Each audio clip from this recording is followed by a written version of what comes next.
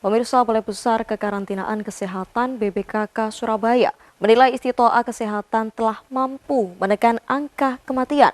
Tahun ini jumlah jemaah haji dari embarkasi Surabaya hanya 89 orang, lebih kecil dibanding musim haji tahun lalu.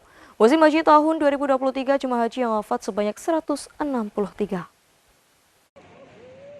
Penerapan regulasi Istiqtoah untuk musim haji tahun ini dinilai berhasil menekan angka kematian.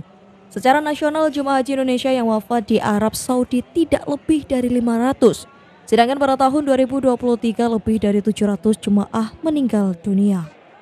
Kepala Balai Besar Kekarantinaan Kesehatan BBKK Surabaya, Rosidi Roslan menilai Istiqtoah Kesehatan atau kemampuan jemaah haji dari aspek kes diterapkan oleh Kementerian Agama dan Kementerian Kesehatan di berbagai daerah sehingga bisa menekan angka kematian. Rosidi menyebut jemaah yang wafat musim haji tahun ini sangat kecil dibandingkan tahun sebelumnya. Jemaah haji dari embarkasi Surabaya yang wafat berjumlah 89, sedangkan musim haji tahun lalu mencapai 163 jemaah.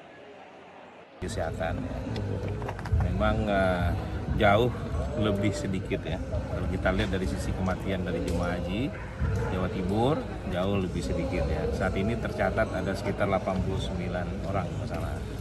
Jadi kalau dibandingkan tahun lalu ya mungkin banyak ya. Tahun lalu berapa? Ya lebih dari 100 lah gitu ya. Nah sekarang ya paling berkurang lah gitu ya. Mungkin salah satunya karena ada screening yang tepat dan cepat gitu ya.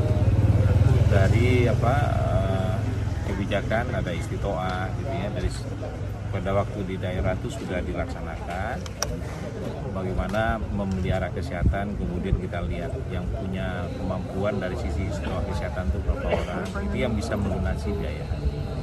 Nah itulah kebijakan yang memang disuarakan oleh Kementerian Agama ya, Kementerian Kesehatan juga seperti itu. Lebih lanjut, Rosidi menyebutkan faktor kematian jemaah haji di Tanah Suci karena berusia lanjut. Mayoritas yang wafat di usia 60 sampai 75 tahun. Selain itu juga faktor respirasi atau pernafasan akibat kelelahan. Hal ini ditengarai banyaknya jemaah haji yang wafat pasca di Armusna. Dari Surabaya, Ali Husnan melaporkan.